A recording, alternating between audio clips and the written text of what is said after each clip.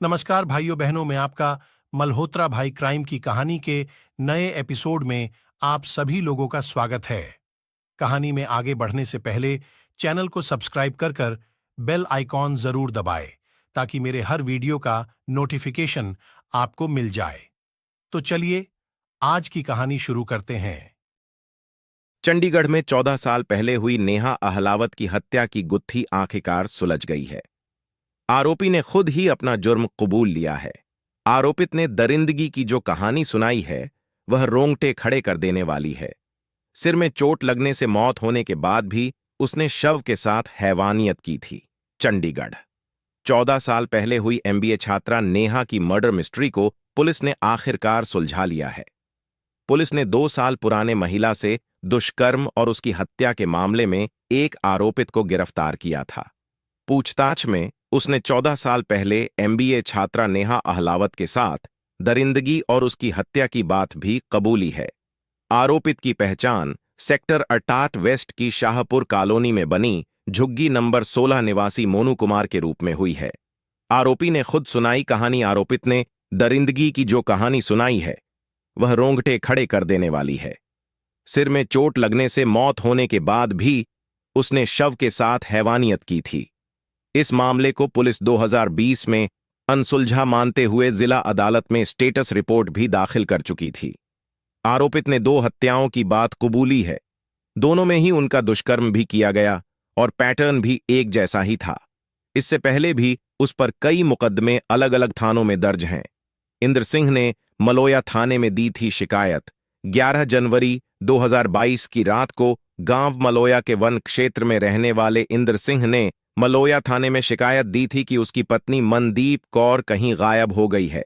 उसने बताया था कि वह अपनी पत्नी के पास मलोया बस स्टैंड पर घरेलू सामान की खरीदारी करने गया था।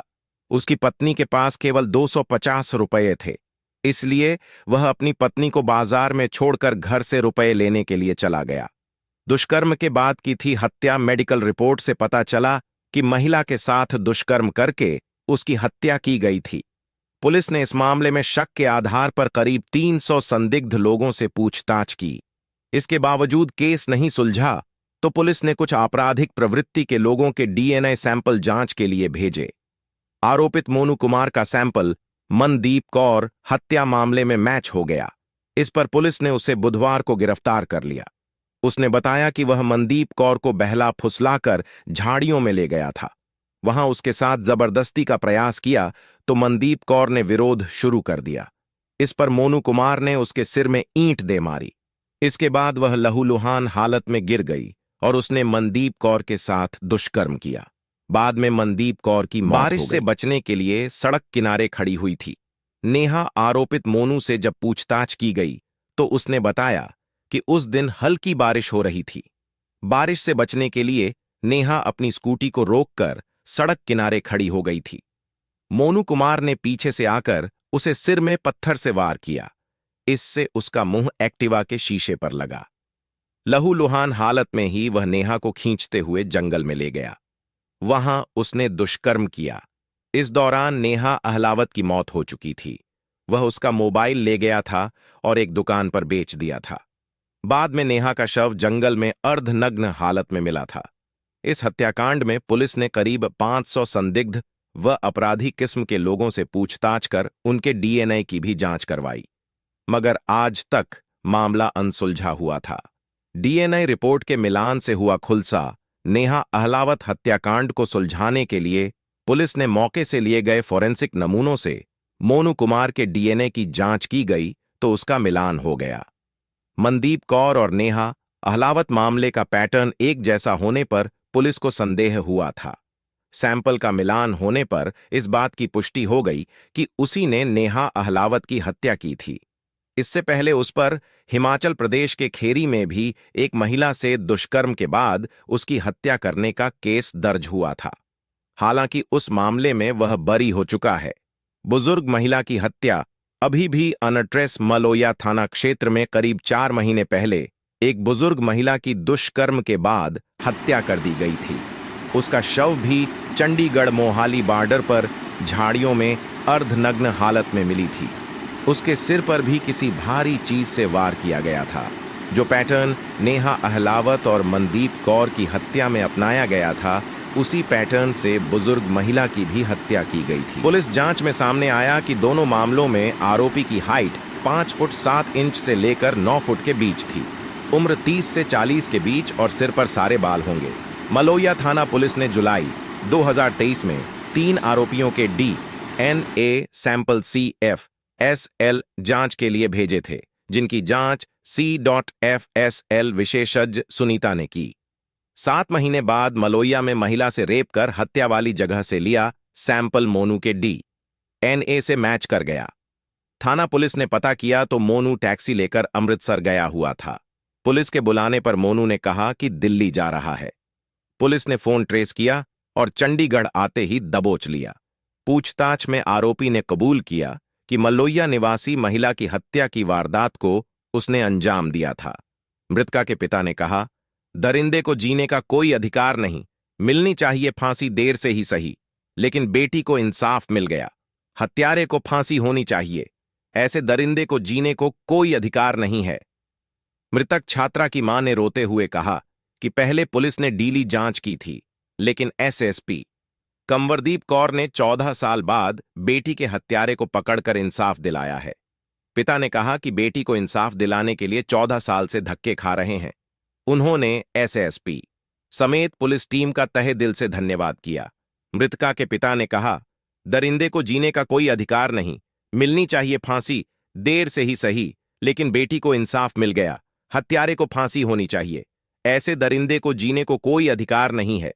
मृतक छात्रा की मां ने रोते हुए कहा कि पहले पुलिस ने ढीली जांच की थी, लेकिन SSP कंवरदीप कौर ने 14 साल बाद बेटी के हत्यारे को पकड़कर इंसाफ दिलाया है। पिता ने कहा कि बेटी को इंसाफ दिलाने के लिए 14 साल से धक्के खा रहे हैं। उन्होंने SSP समेत पुलिस टीम का तहे दिल से धन्यवाद किया।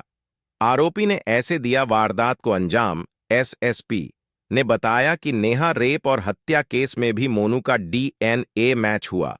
पूछताछ में कबूल किया कि उसने ही वारदात को अंजाम दिया था। घटना वाले दिन नेहा सेक्टर 38 टैक्सी स्टैंड के बाहर खड़ी फोन सुन रही थी। रात को छात्रा को अकेला देख पत्थर उठाकर सिर के पीछे मार दिया और वह लहूलुहान होकर गिर गई। इसके बाद आरोपी झाड़ियों में ले गया और वारदात को अंजाम देकर लातें मार हत्या कर फरार हो गया था। नेहा का मोबाइल फोन कॉलोनी नंबर 4 निवासी व्यक्ति को बेचा था। हालांकि पुलिस ने मोनू का स्केच भी बनवाया था, लेकिन पुलिस से बच गया था। SSP ने बताया कि केस सुलझाने के लिए DSP चरणजीत, थाना प्रभारी Jaspal, sub inspector Mohan Kashyap, constable Sunil और विकास को सम्मानित किया जाएगा। बारिश से बचने के लिए सड़क किनारे खड़ी हुई थी। नेहा आरोपित मोनू से जब पूछताछ की गई तो उसने बताया कि उस दिन हल्की बारिश हो रही थी। बारिश से बचने के लिए नेहा अपनी स्कूटी को रोककर सड़क किनारे खड़ी हो गई थी। मोनू कुमार ने पीछे से आकर उसे सिर में पत्थर से वार किया। इससे उसका मुंह एक्टिवा के शीशे पर लगा। लहूलुहान हालत में ही वह नेहा को खींचते हुए जंगल में ले गया। वहां उसने दुष्कर्म किया। इस दौरान नेहा अहलावत की मौत हो चुकी थी। वह उसका मोबाइल ले गया था और एक दुकान पर बेच दिया था।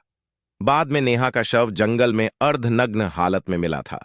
इस हत्याकांड में पुलिस ने करीब 500 संदिग्ध व अपराधी किस्म के लोगों से पूछताछ कर उनके DNA की भी जांच करवाई, मगर आज तक मामला अनसुलझा हुआ था। DNA रिपोर्ट के मिलान से हुआ खुलासा। नेहा अहलावत हत्याकांड को सुलझाने के लिए पुलिस ने मौके से लिए गए फोरेंसिक नमूनों से मोनू कुमार के DNA की जांच की गई तो उसका मिलान हो गया। मनदीप कौर और नेहा अहलावत मामले का पैटर्न एक जैसा होने पर पुलिस को संदेह हुआ था।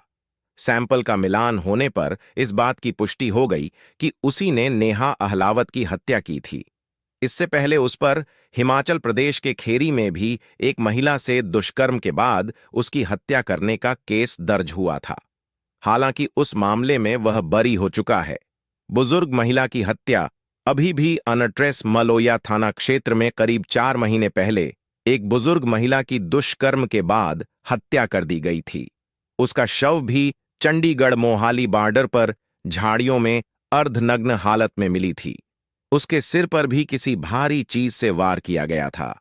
जो पैटर्न नेहा अहलावत और मनदीप कौर की हत्या में अपनाया गया था, उसी पैटर्न से बुजुर्ग महिला की भी हत्या की गई थी।